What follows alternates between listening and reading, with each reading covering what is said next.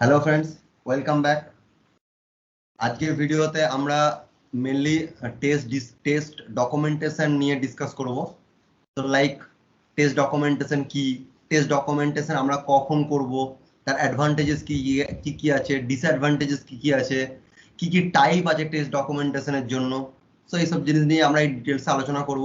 তো যদি তোমরা এখন আমার চ্যানেলটা সাবস্ক্রাইব না করে থাকো তো অবশ্যই আমার channel software testing academy subscribe করো এবং পাশে থাকা বেল আইকনে ক্লিক করো, যাতে তোমরা টেস্টিং রিলেটেড ইন্টারেস্টিং টপিকের আপডেট তোমরা সবার আগে পেয়ে যাও। তো চলো ভিডিওটা শুরু করা যাক।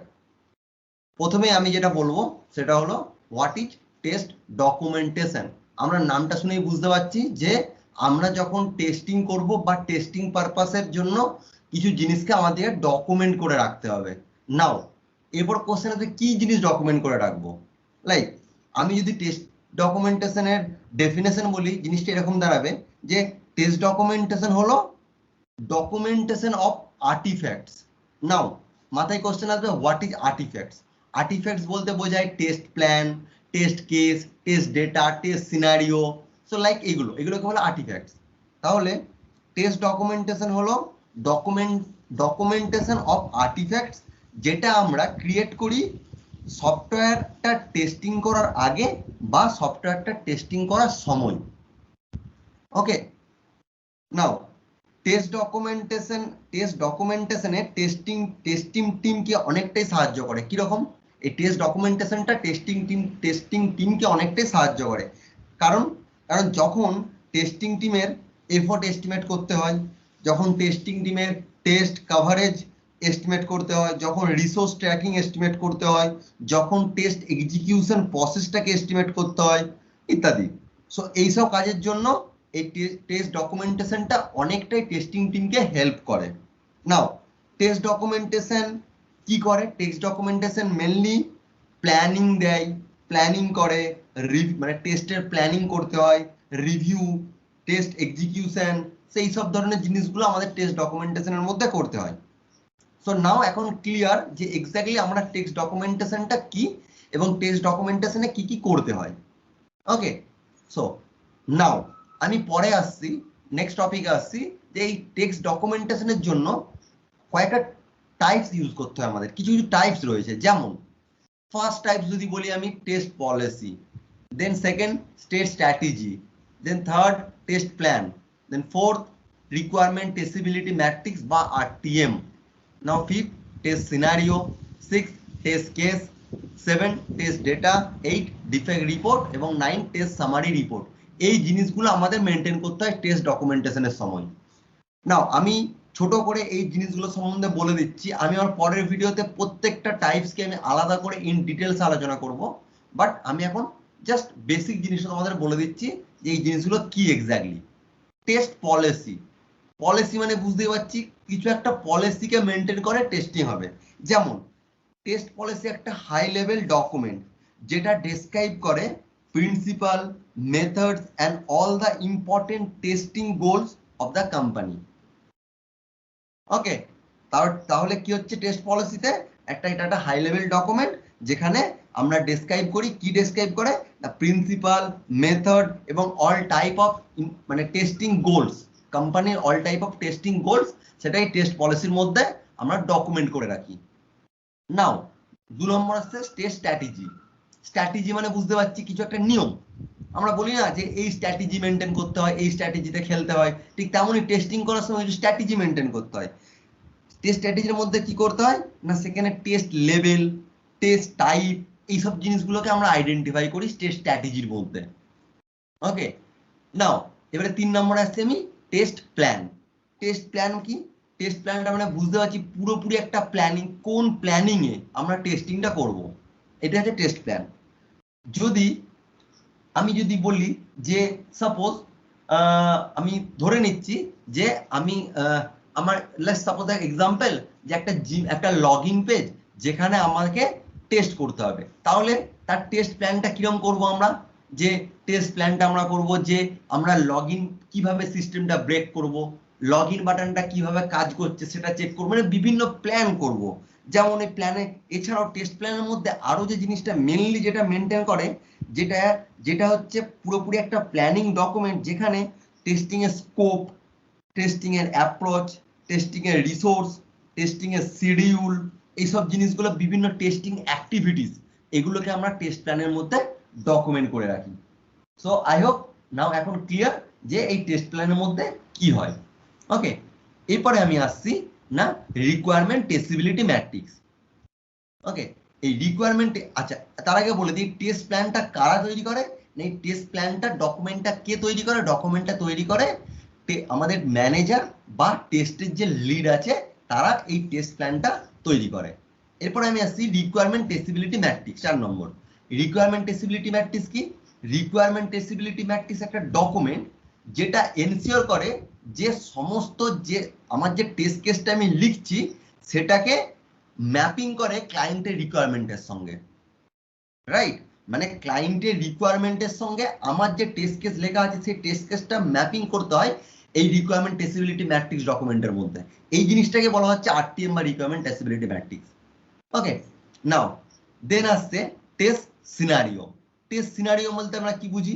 টেস্ট সিনারিও বলতে আমরা বুঝি যে কোন সিনারিওতে আমরা একটা টেস্টিং করেছি। যেমন আমি সাপোজ ধরে নিচ্ছি যে আমি লগইন পেজটায় টেস্ট করব যে লগইন বাটনটা কাজ করছে কি করছে না। এর জন্য আমার সিনারিও কি হবে?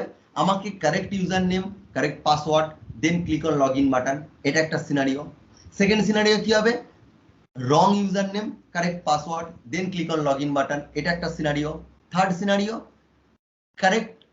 Correct user name, wrong password, then click on login button. So এইগুলো হচ্ছে এক একটা সিনারিও। এই সিনারিওতে আমাকে টেস্ট করতে হবে। তো এটাই হচ্ছে টেস্ট সিনারিও। তাহলে টোটাল জিনিসটা কি না, টেস্ট সিনারিও এটা একটা ডকুমেন্ট যেখানে আমরা কি কি সিনারিও ইউজ করে আমরা টেস্টিংটা করব সেই সমস্ত জিনিসটা আমার ডকুমেন্ট করা থাকে এই টেস্ট সিনারিওর মধ্যে। নাও এরপর আছে টেস্ট কেস। টেস্ট কেসের মধ্যে বুঝতেই পারছি, যেমন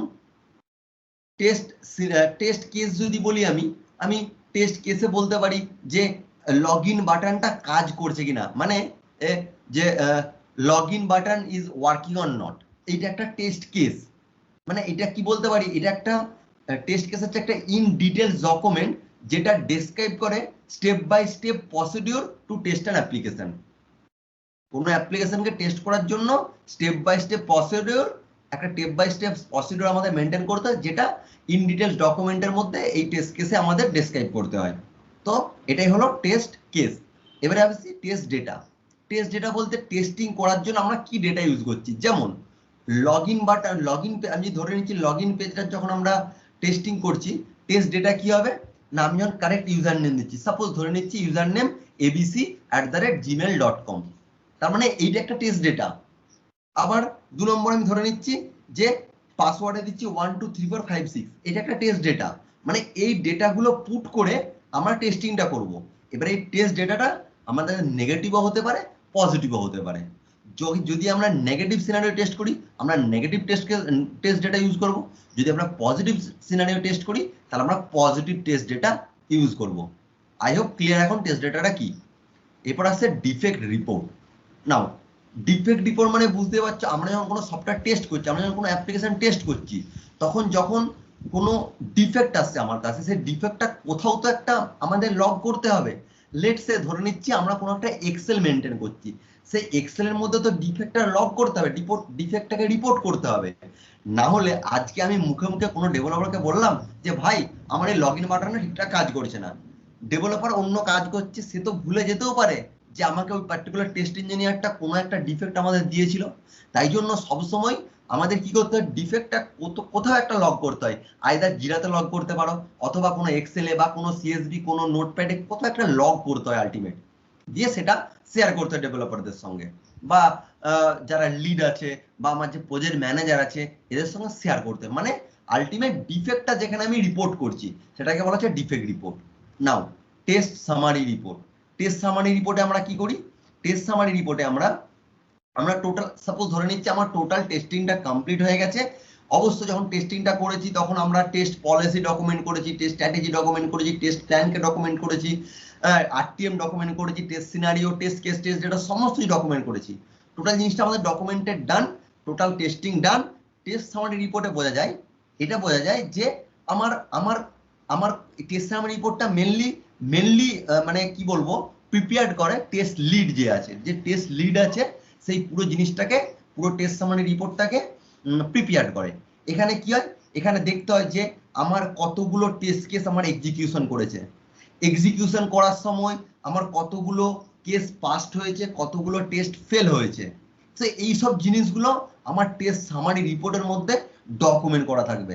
মানে যেখানে আমার একটা সফটওয়্যার অ্যাপ্লিকেশনের ডিফারেন্ট মডিউল থাকে, সেই ডিফারেন্ট মডিউলের ডিফারেন্ট টেস্ট ডকুমেন্টেশন থাকে, সেই সমস্ত ডকুমেন্টটাকে টেস্ট লিড প্রিপেয়ার করে, যেখানে কি থাকে আমার টেস্ট স্ট্র্যাটেজি, টেস্ট প্ল্যান, সমস্ত test case, test scenario, test data, total জিনিসটা যেখানে এক জায়গায় রাখা থাকে, এক জায়গায় মেনটেন করা হয়, টেস্ট সামারি রিপোর্টের মধ্যে মেনটেন করা হয়। যেখানে আমরা দেখতে পাই আচ্ছা আমার টোটাল 100টা টেস্ট কেস আছে, তার মধ্যে 50টা টেস্ট কেস পাস করেছে, 50টা টেস্ট কেস ফেল করেছে। আমি এই টেস্ট কেসের জন্য এই টেস্ট ডেটা মেনটেন করেছি, ওই টেস্ট কেসের জন্য ওই টেস্ট ডেটা মেনটেন করেছি, এই সিনারিও ইউজ করেছি, এই টেস্ট প্ল্যান ইউজ করেছি। এই টোটাল জিনিসটা আমার টেস্ট সামারি রিপোর্টের মধ্যে মেনটেন করতে হয়।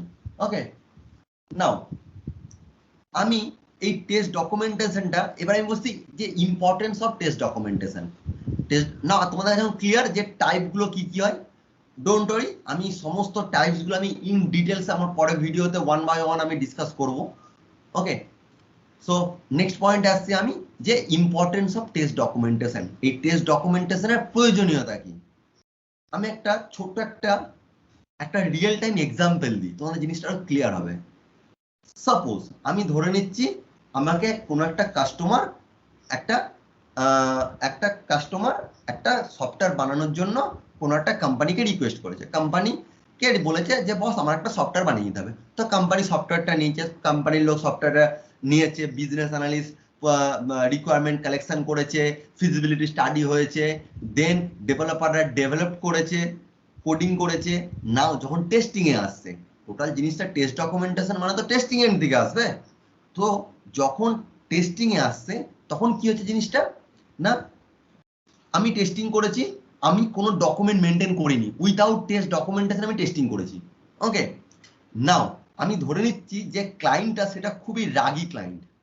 এরপর ক্লায়েন্ট যখন রিকোয়ারমেন্ট দিয়েছে, হতে পারে যে ক্লায়েন্ট কোনো একটা মানে কি বলবো ক্রিটিক্যাল রিকোয়ারমেন্ট, কোনো একটা মানে খুবই ইম্পর্টেন্ট রিকোয়ারমেন্টকে ক্লায়েন্ট মিস করে গেছে। সেই মিসড অবস্থাতে যে রিকোয়ারমেন্ট যেহেতু দিয়েছে, বিজনেস অ্যানালিস্ট যে আছে সে ওই মিসড রিকোয়ারমেন্ট দিয়েই সে ডকুমেন্ট বানিয়েছে, ফিজিবিলিটি স্টাডি হয়েছে, ডেভেলপাররা ডেভেলপ করেছে, ডেভেলপাররা কোডিং করে দিয়েছে, নাও টেস্টিং এ চলে এসেছে। এখন আমরা যখন টেস্টিং করছি বা টেস্ট ইঞ্জিনিয়ার যখন টেস্টিং করছে, তখন সে যদি এই মিস রিকোয়ারমেন্টটা, সাপোজ সেটা কোনো একটা মেন ফাংশনালিটি ছিল, সেই ফাংশনালিটি ডেভেলপাররা মিস করে গেছে।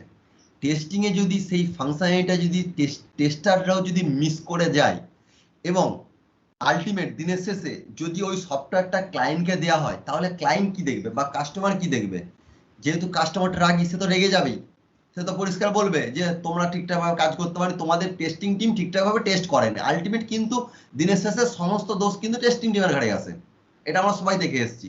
তখন ক্লায়েন্ট কি বলবে, যে তোমাদের টেস্টাররা ঠিকঠাকভাবে টেস্ট করেনি, ডাইরেক্ট কোম্পানিকে রিপোর্ট করবে। ওকে, তোমাদের টেস্টাররা ঠিকঠাকভাবে টেস্ট করেছে না, আমার সাইটে আমার সফটওয়্যারে অনেক বাগ রয়েছে, একটা মেন ফিচার্স একটা কাজ করছে না, ঠিকঠাকভাবে কাজ করছে না। কিন্তু যদি আমি টেস্ট ডকুমেন্টেশন প্রথমেই বানিয়ে নিই, টেস্টিং করার আগে বা টেস্টিং করার সময় যদি আমি আগে টেস্ট ডকুমেন্টেশনটা টোটালটা বানিয়ে নিই, যেখানে আমার এই টেস্ট টাইপ যেগুলো আছে সেগুলো সব মেনটেন করা থাকবে, তাহলে ক্লায়েন্ট যে রিকোয়ারমেন্টটা দিয়েছে সেই রিকোয়ারমেন্টটা যেমন দিয়েছে সেভাবে আমার টেস্ট ডকুমেন্ট বানিয়েছি। ইন ফিউচার যদি ক্লায়েন্ট যদি আমাদের ব্লেম করে বা কোম্পানিকে ব্লেম করে তোমাদের টেস্টাররা ঠিকঠাকভাবে টেস্ট করে, তখন তো ডাইরেক্ট ডকুমেন্টটা আমরা শো করাতে পারবো যে বস তোমার ভুলটা আমার নয়, ভুলটা তোমাদের ডকুমেন্ট, তোমাদের রিকোয়ারমেন্টের প্রবলেম ছিল, তোমাদের রিকোয়ারমেন্ট দিয়ে আমরা টেস্ট ডকুমেন্টেশন বানিয়েছি, তোমাদের রিকোয়ারমেন্ট দিয়ে আমরা টেস্ট সিনারিও বানিয়েছি, টেস্ট কেস বানিয়েছি, সমস্ত প্রবলেমটা তোমাদের। সেক্ষেত্রে কি হয়, আমরা কিন্তু একটা সেফ জোনে চলে আসি, কারণ আমাদের কাছে একটা খাতা কলমে একটা প্রুফ রয়েছে যে আমাদের দিয়ে কোনো প্রবলেম নেই। সেই জন্য এইসব জিনিসগুলোকে অ্যাভয়েড করার জন্য কিন্তু টেস্ট ডকুমেন্টেশনটা খুবই দরকার আমাদের। ওকে, টেস্ট ডকুমেন্টেশন থাকলে আজকে সাপোজ আমি আজকে কিছু একটা টেস্ট করছি, টেস্ট ডকুমেন্ট যদি না থাকে, সেকেন্ড প্রবলেম কি হতে পারে আমি বলছি। ফার্স্ট প্রবলেমটা বোঝা গেল, ক্লায়েন্ট এন্ড থেকে একটা প্রবলেম আসতে পারে বা কাস্টমার এন্ড থেকে একটা প্রবলেম আসতে পারে। সেকেন্ড প্রবলেম কি আসতে পারে, সাপোজ আজকে আমি একটা জিনিস টেস্ট করছি, সেই টেস্টিংটা আমি 6 মাস পরে যদি আমি 6 মাস পরে গিয়ে বা 2 মাস পরে গিয়ে যদি আমি সেম সফটওয়্যারটা বা সেম অ্যাপ্লিকেশন টেস্টিং করি, আমার কিন্তু অনেক কিছু জিনিস মাথায় থাকবে না। কারণ আমি 6 মাস আগে যখন ওই পার্টিকুলার সফটওয়্যারটা টেস্ট করেছি, তখন সেই টাইমে আমার আমার মানে ব্রেনে অন্য কিছু সিনারিও এসেছিল, সেই সিনারিওতে আমি টেস্ট করে নিয়েছি, বাট আমি কোথাও ডকুমেন্ট করিনি। তাহলে তখন একটা সিনারিওতে টেস্ট করেছি, 6 মাস পর যখন কাজ করছি আমি আবার যখন টেস্ট করছি, কোনো একটা নতুন রিকোয়ারমেন্ট এসছে 6 মাস পর, সেই রিকোয়ারমেন্টে টেস্ট করছি, অবশ্যই সেই রিকোয়ারমেন্টে টেস্ট করার জন্য আমাকে এক্সিস্টিং ফাংশনালিটি টেস্ট করতে হবে। তখন যদি ডকুমেন্ট করা না থাকে কি প্রবলেম হবে তোমরা বুঝতে পারছো, কি প্রবলেম হবে, পুরো জিনিসটা মিসম্যাচ করে যাবে, পুরো জিনিসটা ওভারল্যাপ করে যাবে। কিরকম, আমরা তো বুঝতে পারবো না যে আমরা তখন কি টেস্ট করেছি, কোন সিনারিও টেস্ট করেছি, বা তখন ক্লায়েন্টের রিকোয়ারমেন্টসটা কি ছিল, ঠিক মাথায় আসবে না, তখন পুরো জিনিসটা ভুলে যাবো আমরা। সেই জন্য এইসব জিনিসগুলোকে অ্যাভয়েড করার জন্য আমাদের টেস্ট ডকুমেন্টেশনটা খুবই দরকার। একটা জিনিস ভালো করে মাথায় রাখবে, কোনো জিনিস মাথায় রাখার থেকে সেই জিনিসটা খাতায় লিখে রাখা ভালো।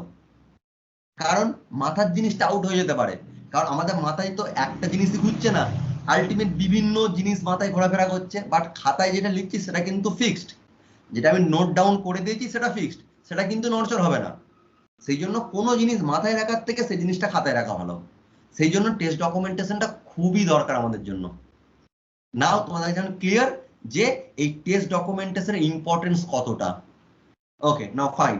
এরপর আমি আসছি যে টেস্ট ডকুমেন্টেশনের অ্যাডভান্টেজ আর ডিসঅ্যাডভান্টেজ কি কি আছে। আমি প্রথমেই বলি অ্যাডভান্টেজ, তোমরা অ্যাডভান্টেজটা বুঝতেই পারছো, ইম্পর্টেন্স থেকেই বুঝতে পারছো যে আমার যদি টেস্ট ডকুমেন্টটা, আমার যদি পুরো টেস্টিং এর প্রসেসটা যদি ডকুমেন্ট করা থাকে, যদি টেস্ট ডকুমেন্টেশন থাকে, তাহলে কি হয়, অনেক সময় কি হয়, আমি ধরে নিচ্ছি যে ওই যে ক্লায়েন্টের যে প্রবলেমটা বললাম, যখন কিছু যদি ক্লায়েন্টের তরফ থেকে কিছু মানে মিসকমিউনিকেশন হয় আমাদের সাথে, তখন কি হয়, আমরা ডাইরেক্ট ডকুমেন্টেশন শো করাতে পারি, রিয়েল প্রুফ থাকে আমার কাছে। সেই জন্য ওই সমস্ত জিনিসগুলোকে অ্যাভয়েড করার জন্য, ওই সমস্ত অ্যাম্বিগুইটি গুলোকে অ্যাভয়েড করার জন্য আমরা কি করব, আমরা টেস্ট ডকুমেন্টেশন করব। ফার্স্ট পয়েন্ট গেল। সেকেন্ড পয়েন্ট কি বলতে পারি, আমি যদি আজকে টেস্ট ডকুমেন্টেশন করে না থাকি, সাপোজ আমি ধরে নিচ্ছি আজকে আমি টেস্ট ডকুমেন্টেশন করছি না, আমি একটা বড় প্রজেক্টে কাজ করছি, আমার কাছে কোনো ডকুমেন্টেশন নাই, ইভেন কি সেই প্রজেক্টটা আমি ধরে নিচ্ছি আমি প্রজেক্টটাই লাস্ট 5 বছর ধরে কাজ করছি, আমি একটা টেস্ট ইঞ্জিনিয়ার, আমি এই প্রজেক্টটাই লাস্ট 5 বছর ধরে কাজ করছি, আমার কাছে টোটাল প্রজেক্টের মানে টোটাল প্রজেক্টটা কি হচ্ছে না হচ্ছে আমার কাছে ক্লিয়ার, বাট আমি আজকে কোম্পানি ডিজাইন করে দেবো, আমার জায়গায় কোনো একটা অন্য ছেলে আসবে, চাहे সে ফ্রেশ জুনিয়র হোক, চাहे সে সিনিয়র হোক, নতুন একজন রিসোর্স আসবে আমার জায়গাতে, সে সে ওই 5 বছর ধরে যে প্রজেক্টটা চলছে, সে কিভাবে বুঝবে যে কি কি এক্স্যাক্টলি হয়েছে, তার কাছে পুরোটাই আননোন হয়ে থাকবে। সেই জন্য টেস্ট ডকুমেন্টেশনটা যেমন কোম্পানির জন্য ইম্পর্টেন্ট, যেমন টেস্ট ইঞ্জিনিয়ারদের জন্য ইম্পর্টেন্ট, ঠিক তেমন যদি কোনো নতুন রিসোর্স বা নতুন টেস্ট ইঞ্জিনিয়ার ওই প্রজেক্টে অ্যাসাইন হয় ফর টেস্টিং, তার জন্য কিন্তু টেস্ট ডকুমেন্টেশনটা very very must important. Okay, now 3 number কি না, যখন আমি বলতে পারি যে টেস্ট ডকুমেন্টেশনটা কি করে না, এটা আমাদের ক্লায়েন্টের সঙ্গে একটা ট্রান্সপারেন্সি বাড়াতে সাহায্য করে, রাইট। কারণ আমি যদি আমি পুরো টেস্ট ডকুমেন্টেশন দিই যে বস আমি তোমার সফটওয়্যারটা ঠিক এইভাবে টেস্ট করেছি, পুরো টোটাল টেস্ট ডকুমেন্টেশন ক্লায়েন্টকে দেখালাম, ক্লায়েন্টের কাছে কি হলো, একটা মানে গুড ফিডব্যাক এলো যে না, আমার সফটওয়্যারে যে সমস্ত টেস্টাররা কাজ করছে তারা টোটাল টেস্টিং ফর্মালিটিটা, টেস্টিং এর কি কি ফাংশনালিটি আছে, সমস্ত জিনিসটা তারা মেনটেন করে কাজ করছে। তার মানে কি হলো, ক্লায়েন্টের সঙ্গে একটা ট্রান্সপারেন্সিটা বাড়লো আমাদের। ওকে, নাও ক্লিয়ার। আচ্ছা, 4 নম্বর পয়েন্ট কি বলতে পারি না, যখন মানে কি বলবো, মার্কেটিং এবং সেলস স্ট্র্যাটেজির জন্য আমরা টেস্ট ডকুমেন্টেশনটা কি করে, এটা একটা ম্যাচিওর প্রসেস শো করে। মানে মার্কেটিং আর সেলস স্ট্র্যাটেজিতে এই টেস্ট ডকুমেন্টেশনটা কি করে একটা ম্যাচিওর টেস্টিং প্রসেস দেখায়। সো নাও এখন ক্লিয়ার যে টেস্ট ডকুমেন্টেশনের অ্যাডভান্টেজ কি কি হলো। নাও আমি আসছি ডিসঅ্যাডভান্টেজ কি কি। অবশ্যই ডিসঅ্যাডভান্টেজ কি না, এটা খুবই টাইম কনজিউমিং।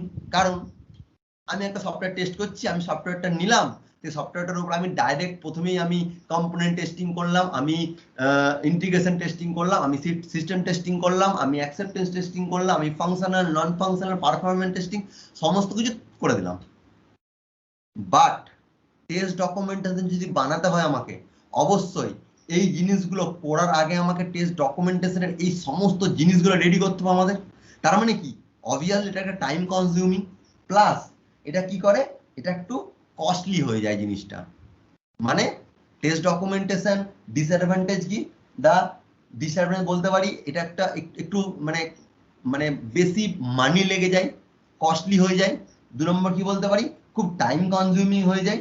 3 নম্বর কি বলতে পারি, 3 নম্বর ডিসঅ্যাডভান্টেজ কি হতে পারে না, অনেক সময় যে টেস্ট ডকুমেন্টেশন লিখছে তার কাছে যদি প্রপার নলেজ না থাকে পুরো টেস্টিং এর, সে কিভাবে টেস্ট ডকুমেন্টেশন লিখবে, তার তো টেস্ট ডকুমেন্টেশন লুপহোলস থেকে যাবে। সেই জন্য এখানে এটা একটা প্রবলেম যে আমাদের অনেক সময় কি হয় না, যে সমস্ত পিপলরা এই টেস্ট ডকুমেন্টেশন লিখছে তার কাছে মানে এনাফ নলেজ নেই, সেখানে একটা প্রবলেম তৈরি হয়ে যায়। অনেক সময় কি হয়, যে টেস্ট ডকুমেন্টেশন লিখছে তার রাইটিং ক্যাপাবিলিটি খুব ভালো নেই, তার জন্য কি হয় টেস্ট ডকুমেন্টেশনটা বুঝতে একটু অসুবিধা হয়ে যায়। পরিষ্কারভাবে না লিখলে আমরা তো বুঝতেও পারবো না, বুঝতে অসুবিধা হয়ে যায়। 5 নম্বর প্রবলেম কি হতে পারে না, 5 নম্বর প্রবলেম হতে পারে যে যদি মানে ক্লায়েন্ট যদি বারবার যদি রিকোয়ারমেন্ট চেঞ্জ করতে থাকে, কাস্টমার রিকোয়ারমেন্ট চেঞ্জ করছে, রিকোয়ারমেন্ট চেঞ্জ মানে টেস্ট ডকুমেন্টেশন চেঞ্জ হবে, তাহলে কি হচ্ছে, এটা কি ব্যাপারটা কি হচ্ছে, মানে খুব একটা মানে কি বলবো, একটা একটা খুবই চাপের একটা প্রসেস হয়ে যাচ্ছে। আমি টোটাল একটা টেস্ট ডকুমেন্ট রেডি করেছি একটা সিনারিও, একটা ক্লায়েন্টের একটা রিকোয়ারমেন্টের উপর বেস করে, এখন দুম করে টোটাল জিনিসটা হয়ে যাওয়ার পর ক্লায়েন্ট যদি বলে রিকোয়ারমেন্ট কিছু চেঞ্জ করতে হবে, তাহলে কি হয় আমার টেস্ট ডকুমেন্টেশন চেঞ্জ করতে হবে, সেক্ষেত্রে কি হয় একটু ইরিটেটিং প্রসেস হয়ে যায় জিনিসটা। সো নাও এগুলো হলো টেস্টিং, এগুলো হলো টেস্ট ডকুমেন্টেশনের ডিসঅ্যাডভান্টেজ। সো আই হোপ তোমাদের কাছে এই টেস্ট ডকুমেন্টেশনের অ্যাডভান্টেজ ডিসঅ্যাডভান্টেজটা ক্লিয়ার, টেস্ট ডকুমেন্টেশনের টাইপ কি কি ক্লিয়ার, কেন করব, টেস্ট ডকুমেন্টেশন ইম্পর্টেন্স কি, টোটাল জিনিসটা ওভারঅল টেস্ট ডকুমেন্টেশন আশা করি তোমাদের কাছে clear. So that's all about test documentation. যদি আমার ভিডিওটা তোমার ভালো লেগে থাকে অবশ্যই ভিডিওটা লাইক করো, কমেন্ট করো, বন্ধুদের সঙ্গে শেয়ার করো। আর আমি আমার পরের ভিডিওতে টেস্ট ডকুমেন্টেশনের যে টাইপস গুলো আছে সেগুলো 1 বাই 1 আমি তোমাদের সঙ্গে ডিসকাস করব খুবই সিম্পল এবং সাধারণ উপায়ে। সো দেখা হচ্ছে পরের ভিডিওতে। Thank you.